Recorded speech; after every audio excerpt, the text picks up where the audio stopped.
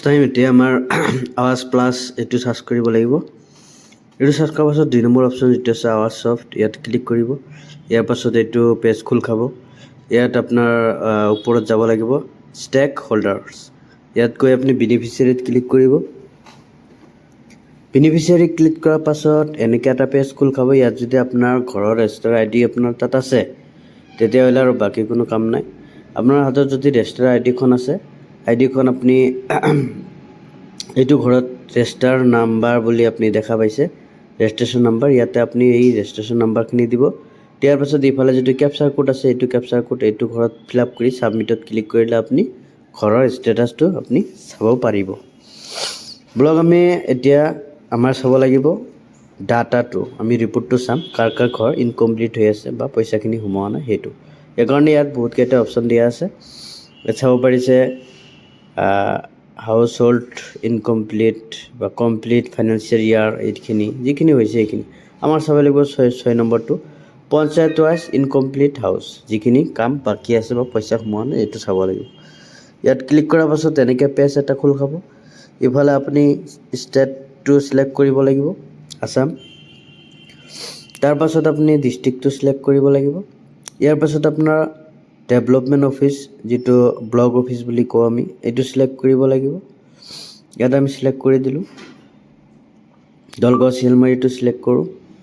Dalgaon Chilmari select কৰাৰ পাছত আমাৰ পঞ্চায়তটো চিলেক্ট কৰিব লাগিব। এতিয়া পঞ্চায়ত আমি ইয়াত আৰিমাৰী আছে, বাহাবাৰী আছে, বিহুদিয়া আছে, ফকীৰপাৰা, গলন্দী, চামপুৰ আৰু 2-4টা আছে। আমি চামপুৰখিনি চিলেক্ট কৰোঁ।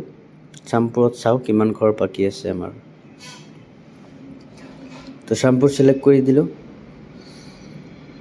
চামপুৰ চিলেক্ট কৰাৰ পাছত আপুনি তলফালে আহিব। এতিয়া আপোনাৰ এটা কেপচাৰ কোড ফিল আপ কৰিব লাগে। 80 - 60 ইয়াত হ'ব 20খন দি 20 ফিল আপ কৰি আপুনি ছাবমিটত ক্লিক কৰিব। ছাবমিটত ক্লিক কৰাৰ পাছত এনেকৈ পেজ এটা খোল খাব। ইয়াত আপুনি চাব পাৰিছে গাঁওবিলাক, ভিলেজ কেইটাৰ নাম দেখা পাইছে, বদলিচৰ, নাংলিচৰ, বৰকুৰ, বিলপাৰ, তাৰপিছত নদীৰ পাৰ, বৰকুৰ, চামপুৰ 1, চামপুৰ 2, চামপুৰ 3, চামপুৰ 4, তাৰপিছত আছে ৰৌমাৰী। ইয়াত কোনখিনি গাঁৱত কেইটা ঘৰ বাকী আছে এইখিনি আপুনি ইফালে চাব পাৰিছে। ইয়াত আমি চালোঁ আৰু ইয়াতে আমি 3 নম্বৰ চামপুৰত 100 এটা দেখাই আছে। 100টা চাওঁ, 100টা কাৰ কাৰ বাকী আছে। এতিয়া আপুনি তাত ক্লিক কৰিলে আপুনি চাব পাৰিছে ইয়াত নামখিনি ওলাইছে। এইখিনি আপুনি চাব পাৰিছে। ইয়াত টোটেল লিষ্ট ওলাইছে কাৰ কাৰ পইচা মানে সোমোৱা নাই এতিয়ালৈকে, এইটো মাহত সোমাব, এইখিনি লিষ্ট আপুনি ইয়াতে চাব পাৰিব। এইটো আপুনি বিচাৰিলে ডাউনলোড কৰি ৰাখিব পাৰে বা প্ৰিণ্ট কৰি ৰাখিব পাৰে। ইয়াত আপোনাৰ ৰেজিষ্টাৰ আই ডিখনো আছে, আপুনি এইটো প্ৰিণ্ট কৰি ঘৰতে ৰাখিব পাৰে। এইখিনি যদি আপোনাৰ হাতত থাকে তেতিয়াহ'লে আৰু কোনো টেনশ্যন নাই। আপুনি ভিডিঅ' যদি ভাল লাগিছে আপুনি লাইক, শ্বেয়াৰ, কমেণ্ট কৰিব। ফেচবুকত চালে ফ'ল' কৰিব আৰু যদি ইউটিউবত চাই আছে আপুনি চেনেলটো ছাবস্ক্ৰাইব কৰি ৰাখিব।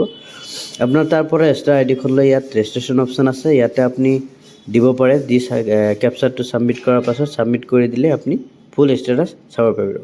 যদি ভিডিঅ' ভাল লাগিছে আপুনি লাইক, শ্বেয়াৰ কৰি যাব। ধন্যবাদ, থেংক ইউ।